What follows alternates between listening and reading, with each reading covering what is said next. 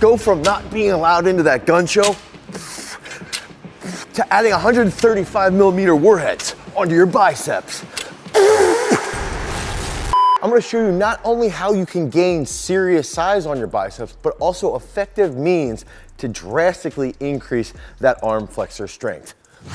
One of the best ways to increase bicep strength is to do the preacher curl. But that's only one means of putting the clip in the loaded guns. You can't just attack your biceps with one direct exercise. We've got to take a greater macro global approach. We've got to attack the biceps through different means of training. There's many ways to make sure that the bicep is maintaining and increasing size and strength. Antagonizing the biceps with various pressing movements and even using various grips, like our garage grips, are great ways to try to increase the strength of your biceps.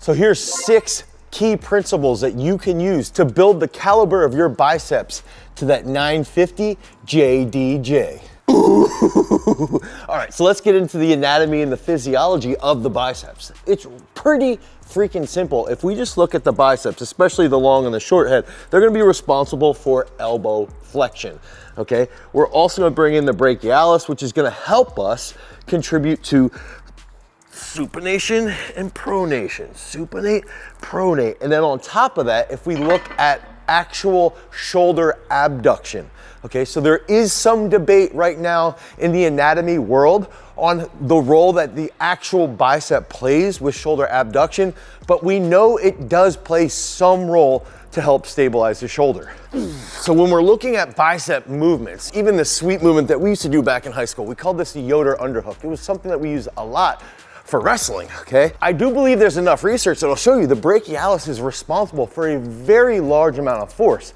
okay? It's sort of that muscle that's hidden underneath the big biceps, okay? The 2 main bicep heads. Also, we've got to think about how are we going to grow the biceps, okay? How are we going to grow the short head, the long head, the brachialis? You've got to think through mechanical tension. So a long time under tension. We want to look for that myofibrillar hypertrophy. That's going to increase our strength. We want to look for that sarcoplasmic hypertrophy to get those cells a little bit more swole like I'm getting right now. And then finally, that can happen through metabolic stress and through muscular damage. And again, all this is going to go back to mechanical tension. Gosh, I'm getting a pump already. You guys want this sick, swole t-shirt? If you comment down below, you like, you subscribe, and you have all notifications on, and then you show up to next week's YouTube Live at 9 a.m. Eastern, you'll be eligible to win this free t-shirt so that your biceps can look nice and swole in that commercial gym. Now, let's get into that first key nugget. The anatomy of the bicep makes it a pulling muscle. And oftentimes people traditionally will train the bicep with rowing motions, with pull-ups, with more back work. But that's something that we're gonna find out in that first nugget that might not be the best. So that first principle is that we should actually be doing pressing movements with our biceps. That actually means chest and buys, not back and buys. And so how can we do that? We can do different presses like a technical coordination movement like this right here. We can go here and do a nice PA press, okay? Oh, let's say we do 5 sets of 4 and we try and load that weight. Try to increase that global innervation. The next step that you can do is if you don't want to do a technical coordination movement like a push press, a behind the neck jerk, or a PA press, you can do pressing movements that are absolute strength related. Dips, dumbbell benches, flat bench, incline bench, military press, and you can pair those with bicep work. Or you can even do accessory movements like explosive push-ups or explosive push-ups to boxes and superset them with other types of bicep work. But one of the things that actually happens is that your biceps will recover more when you're doing those big pressing movements, okay? It gives your biceps a little bit more time to handle that volume, to handle that intensity. And then when you come back to that bicep exercise, you're actually going to be stronger, you're going to have longer time under tension, and in turn, lead to more strength and size. And inside of our at peak strength, we use a lot of pressing movements with bicep exercises. So why do I not like doing back and buys together? And when is it actually okay to do back and bis together? Typically, the reason why I don't like to do back and bis together is if I'm trying to increase my pull-up. This is a really good example, or my rope climb, and I'm trying to get a ton of strength in my back and in my biceps and in my forearms. I want to do this through a compound movement, like a pull-up, like a rope climb. But if I'm fatiguing that more and I'm doing a pull-up and then I'm doing a preacher curl, what ends up happening is that can pull away from that strength that'll improve when I'm doing the pull-up or when I'm doing the rope climb. There are times, however, if I have an athlete who's lagging tremendously with their bicep and they just need a ton of volume, or they struggle to lock out that pull-up at the top, I might use a rep scheme like pre-fatigue. So we might do preacher curls and then go do chin-ups. That's when I would use them together, but typically we don't do that as frequently. And one of the big factors that you can also do is that if you don't like using PA presses like this, okay, and you're inside of our at peak strength, you can actually use the replacement exercise tool to find an exercise that fits your needs and your goals. And the same is gonna hold true for rows. I think these are great exercises to build the back and to build the biceps, especially if we're doing a little bit of a slow eccentric. Now, I still would like to pair this with another type of pressing movement. But let's say we're doing 5 sets of 12 on a nice strict bent over row, you're gonna get some nice growth out of those biceps and forearms. Head over to peakstrength.app, the Google Play Store, the Apple iOS Store, and you can download Peak Strength today for 1 free week of training. The worst thing that's gonna happen, you're gonna get 5 free workouts. You want a bigger belly? You gotta eat more. You want a bigger brain? Of course you have to read more. You want bigger biceps? You have to smash your biceps with a ton of volume and different training modalities. Principle number 2 revolves around volume. Size matters. So we've got to hit a lot of volume. I recommend with the rep schemes, don't go below 7 to 9 reps. Now, the brachialis, because it can have a bit more force than our long and short head, should be trained in that 7 to 9 rep range with a lot of force. But the overarching principle is that really we want to long to live within that 12 to 17 rep range. That's gonna give us a lot of mechanical tension. And if we train through that 12 to 17 rep range and then finish our actual exercises with 20 to 25 reps, that's when our forearms, our brachialis, our biceps will get a huge pump, and we know the pump can lead to greater gains in size and strength. So that's gonna take us into specific modalities, and we're gonna go over each way that you can train the biceps with types of strength characteristics. So the first one could be blast impulse. We know from running and sprinting and jumping, that happens in a very short time frame. How can we do that with the biceps? We can focus on force absorption, focus on that trunk control, and then that rapid rate of coordination. We're gonna rate code our biceps to actually be explosive, which is typically not what happens because they're a little bit slower twitch. But the biceps respond very well to that fast movement. Another sweet modality is that you can use cheat curls, okay? So we can go, heavy hammer curls here, get a little swing from that torso. Let's say you do a set of 7 on each arm. And then after you hit that set of 7, you can do a little bit of a drop set with a more strict curl at lighter weight. But this modality will actually help us train sustained impulse and even into power 15 plus. And then another really unique way that we can train through a different modality is we can focus on that fast action here, okay?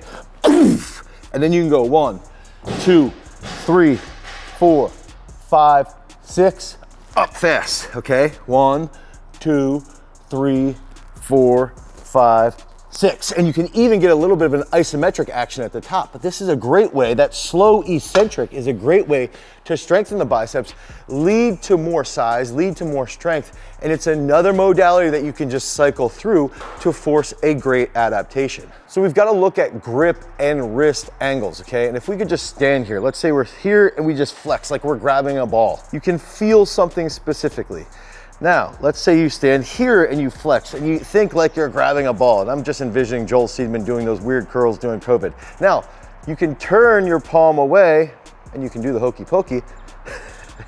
But this will show us the principle that we're gonna be talking about now in principle 3 is that wrist angles and grip training matters for bicep growth. So if we're looking at strictly size in our short and long head of the biceps, okay, we're gonna have that neutral position, and if we even have some elbow issues, this neutral position is gonna help us get more swole, and it's also gonna improve the size of our brachioradialis, which is another forearm muscle that will contribute to arm flexion a little bit. Now, the other factor that we can do is actually rotate here, and if we wanna train that brachialis, okay, we can just get this little bit of a rotation, and that's gonna lead to more improvement also in our forearm and that brachialis, which will help improve the force and the speed of our arm flexion. Whew. Now, one of the best ways to lead to bicep strength, forearm strength, grip strength that's gonna transfer really well to the sports performance world is to use our garage grips, okay? So we can add a fat grip around that dumbbell. Okay, and that's gonna lead to greater high threshold motor unit recruitment in the prime mover of that action. So in this case, my short head and my long head will actually have a little bit more high threshold motor unit recruitment, which will improve that rate coding. I like to do this with wrestlers, if they're grabbing, pulling, trying to have that mat strength, even if we're talking about shot putters and we need that elbow strength. So you can train that grip work by putting a towel or using the garage grip to increase that high threshold motor unit recruitment, which leads to more strength and ultimately more size. We can also use various bars to get that same response, like an easy curl bar, preferably one that has a fat grip, like a straight bar. But be careful, some people do get some pain in their forearm from straight bar curls. You can change it up by changing the strength curve by curling kettlebells. You can use a sick football bar. You can even use a crazy shot put bar if you have access to it. Sometimes just straight up volume can get a little boring.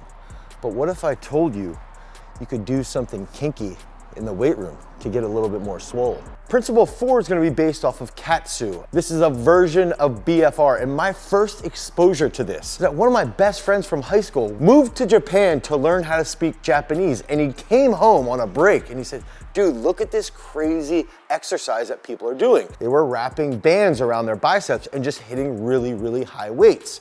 And then lo and behold, there is actually some science behind BFR training. And so there is actually some research that shows that blood flow restriction can be very productive. So if you're someone who has an injury, or if you need to lift with lighter loads, what you can do is you can find the proper tools to use BFR or train with Katsu, and you can do really, really high rep sets, 2, 3, 4 sets of 30 with very short rest periods.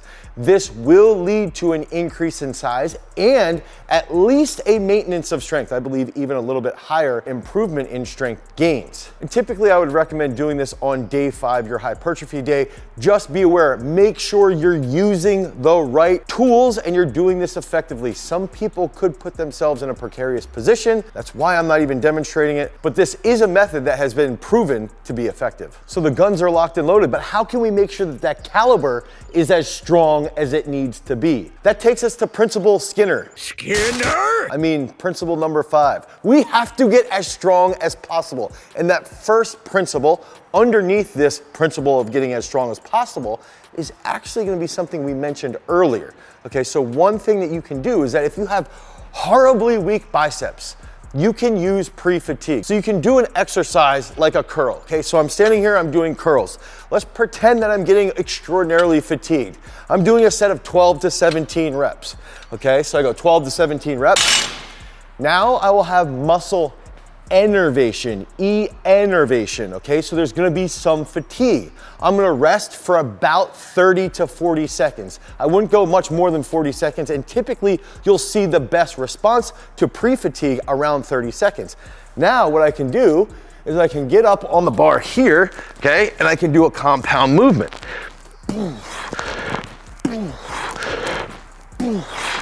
And I wanna squeeze at the top. So, the first principle of getting as strong as possible is that you stimulate the biceps through the isolation movement, and then you lead to further strength gains through the compound movement. Part of getting as strong as possible is maximizing those antagonistic supersets. We talked about stop doing back and bis. Stop doing that. I know that you can do that with the pre-fatigue. That's a great way to stimulate some growth. But people do this for their entire career. If you want to focus on a mainstay of strength, that entire career should really be focused on antagonistic supersets. So you could get in, you hit a set of 17 or 20 tricep push downs, okay? So you get this crazy pump, right? and we wanna get some serious growth going, okay? So we get 17 to 20 reps here. Stimulate the triceps, okay? Now, rest 30 to 60 seconds, and we're gonna walk over to the cable over here, and we can just hit that standing cable curl. So we're here, come up, squeeze at the top. Hit this for 17 to 20 reps, and then what you're gonna do is you're gonna take about a minute rest and head back to that tricep push down. So that's a really easy way to maximize the effectiveness of antagonistic supersets. Part of that getting stronger umbrella is going to be these faster movements. And we showed you earlier, these crazy drop curls, okay? You could do 7 reps of drop curls. Another freaking phenomenal movement that I love, and I've used quite a bit with a lot of my athletes, is going to be slam curls. Gosh, that's loud. But one thing that you can do is focus on blasting through wherever that plateau might be inside of your curl. So you can change these pins in this old school power rack and elevate that different to wherever that strength problem is that you have. And I even like to pair those slam curls with something like this. It's gonna be a little bit more rapid through the full range of motion. So if I've got my strength Powerlastic here, available at garagestrength.com, I can actually change my grip like this, or here, and I can focus on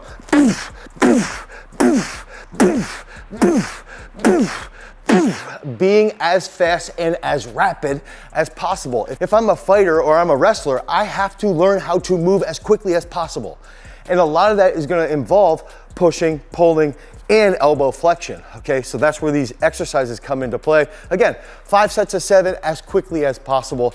That's gonna help develop that strength and bust through any possible strength plateaus that you might have from that elbow flexion. If you remember back to the beginning of the video, we can also overload the biceps with some rowing exercises. But again, you should be training the rowing with antagonistic supersets. So if I have weak lats and weak biceps, I'm gonna pair this with the dumbbell bench press. And you can see that inside of our app, Peak Strength. I like to focus on increasing my bicep strength from that massive overload and really focusing on the eccentric portion of a row. So if we can think through precision programming, we would look at, all right, if I'm training an upper body power day and I want to be explosive, I'm going to use a movement like slam curls or drop curls, okay?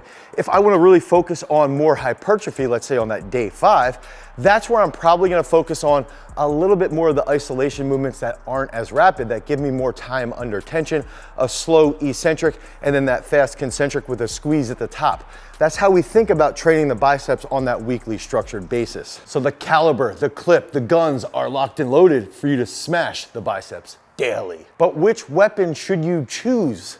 Which exercise is going to keep those victories coming? And this takes us to principle 6. We have to focus on exercise selection, and choosing the exercise matters depending upon where are we weak? What do we need in the realm of sports performance? What do we need if we just want to look better and have bigger biceps and fill out our sleeves? All of these different aspects comes back to exercise selection. The preacher curl is gonna blow up our short and long heads. The spider curl is gonna lengthen the crap out of that long head and also lead to a massive amount of gains. The Zotman curl is gonna train the brachialis and the 2 heads of the biceps. The Powerlastic curl can be done explosively or even through a controlled range of motion. The incline curl is a great movement to strengthen the long head of the bicep and even where that insertion point is with the shoulder. And homers are an absolutely incredible way to train the biceps under a very long time under tension. That's gonna lead to a ton of sarcoplasmic growth. Being tactical and planning your gun show and creating that medley of bigger, stronger, better biceps doesn't have to be hard. To improve your training, you can download the Peak Strength app at peakstrength.app, the Google Play Store or the Apple iOS Store. You're gonna get 7 free days of training. That's gonna include 5 free workouts. That's gonna trigger the beginning of your journey to attain that peak strength. Because remember, freaks, if you wanna become a champion, you've always gotta cultivate your power. Peace.